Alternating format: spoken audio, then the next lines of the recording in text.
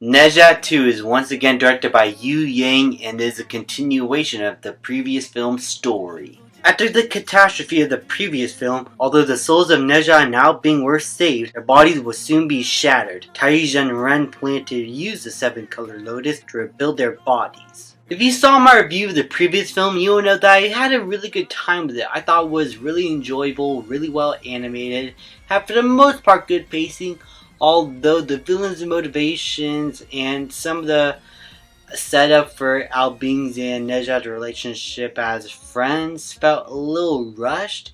I thought it was funny, though sometimes the humor is a bit too lowbrow for my liking. I thought the emotions was there, the action was fantastic. It was an all-around fun film to watch. It's not one of my favorite animated movies ever, but I had a really good time with it. Ne Zha 2. It came out of nowhere, and when I first heard about this film, I was really surprised as to how successful it was, like, out of nowhere. Like, before this movie, I never even watched the first Ne Zha. I just watched it like a few weeks ago before I watched the second film in theaters, and I was curious as to what all the fuss was about. Why is Ne Zha 2 so popular? So that's why I watched the first one the first time. It is why I'm reviewing it for context of this movie. And I have to say now, after watching the previous film and this, Ne Zha 2 deserves the title of highest grossing animated film ever. As of this moment of this recording, Ne Zha 2 has surpassed $2 billion to become the biggest animated movie ever, and the only one to gross $2 billion. Not only like the first animated film outside North America to do so for $1 billion and $2 billion, just in general and all, just $2 billion and still counting. It might even surpass Avengers Infinity War and Star Wars Force Awakens. That's how good this movie is doing. And after watching it, I gotta say it's pretty well deserved, because not only is the story and the narrative even more compelling, not only are the characters even more engaging, but the action and the scope of this film is out of this world. This is by far the biggest animated film I have ever seen in terms of its scope, its cinematography, the way it exemplifies the action on screen is just something that you can only get from a theatrical experience. This is absolute cinema. This is what movies are supposed to be, especially big blockbusters like Ne Zha 2 that are supposed to go even bigger and better than its predecessor. This movie does that, but tenfold. Now, gushing aside, you could only get as much from the big scope and scale and the action if there is a good story to be told. Is there a good story to be told here? Absolutely. The narrative of Ne Zha 2 is even more compelling than the first, in my opinion. The fact that we're able to spend even more time with Al Bing and Ne Zha together, like literally, because they now have to inhabit the same body, it makes for really compelling storytelling and characterizations.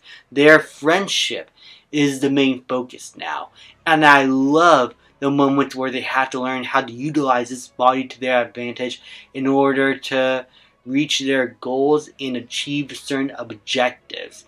And it makes for really unique action sequences, especially one that involves a bunch of beavers that I thought was really funny. It just made for interesting character dynamics, especially when they have to inhabit the bodies separately, but also when Al Bing has to be like a ghost-like figure next to Ne Zha, and they are just bonding together. Like, you get a lot more moments like that here, and it makes their friendship feel a lot more engaging, and I really like that about this film. I love how it's these two characters' movie, and it just made for a much more compelling experience than the previous film, where I felt like their friendship was good but pretty underdeveloped. Here, it is extremely well developed, and I love every moment with these two characters together. But even side characters like Tai, who is trying to help Ne Zha on his journey, and for him to know all the basics of what everything is going on, how things are done outside of the living world, and they have to go to this ancient being up from the heavens. I thought it was all pretty good, though. His lowbrow humor is, again, not my thing, but there's thankfully less of the lowbrow humor. I thought for the most part the film was even funnier than the previous movie, and there are certain callbacks to the film's jokes that really did work for me. I also thought Nezha's parents were even better than before. They have a lot more to do here, especially in the action sequences, but as characters themselves who is trying to maintain control, power, and order, especially with the main antagonist of the previous film, I thought it was really interesting. There's a sort of line that they're trying not to cross here, while bordering on it in order to gain an advantage for themselves, but also for each other slowly as they start to truly understand each other and who they are as people, especially the main antagonist of the previous film, who I found to be a lot more compelling here than he was last time. He has a lot more characterization. You understand why he did what he did in the previous movie and how that is affecting him here, and it just made for a really compelling character arc that I cannot wait to see explored and possibly conclude in the next movie. But what I love most about Ne Zha 2 is, despite the first half being pretty good and something that I expected to be carried over from the previous film, at some point in the halfway mark of the film, the movie suddenly shifts. All of a sudden, the jokes become limited. All of a sudden, the tension reaches a high point and keeps going higher and higher as the film goes on until its climax. And it becomes darker. It becomes even brutal and bloody at times. This is not a family movie. There is swearing and there is bloodshed. And not like people just die and there's like no blood or anything. No.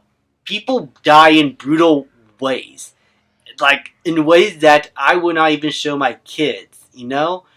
And the themes that go on in this film and how they're explored around death and manipulation and being able to accept who you are explored in even more nuanced ways than the previous film. And the emotions and the stakes reach a high point. I'm not going to spoil much what happens in the third act, as I want you to have that same experience as I had going in blind. I thought it was all incredibly impactful. And again, this is where the scope and scale of the film reaches a high point. The main villain is even threatening and is genuinely a scary twist villain. And what they do with him, I thought it was surprisingly compelling, as it is not something that it is well hidden purposefully. I think it's just the characters needing to learn what's actually happening with the situation around them. Who you think the main villain is going to be obvious, but what he does still to leave an impact on our main characters still feels genuinely compelling, and you feel tensed up whenever he is on screen. He really does have that final boss aura that you want from a villain like this. And to finally gush more about the action sequences, especially in this final battle, it is literally something out of The Lord of the Rings and Dragon Ball Z, if it's all mixed together. And it is just as epic as it sounds. The scope of the action and how it's able to get all these people fighting, and how the movie utilizes Ne Zha's powers and Ao Ming's powers as well against our villains, is just really compelling. Even some of the villains from the previous film, you know, the dragons, they have a lot more screen time here, but they have a lot more characterization as well, and you understand who they are as individuals, whether they are people who are lost in their paths and just want something done right for their lives and they're genuinely not evil, while you have some characters who genuinely are evil and wants to do terrible things to the people around them, and they just relish in that.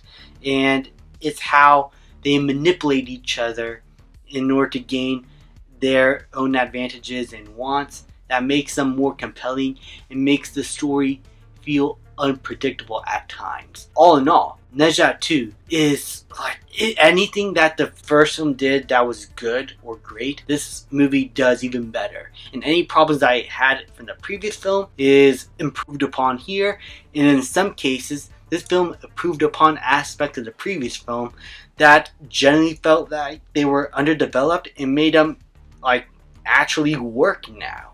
Like, I don't mind much of the relationship of Al being and Ne Zha's characters being a bit underdeveloped now in the previous film now. And I like the antagonist even more now and have more reason to enjoy him in the previous movie now that I know where his character is going at this point in the story.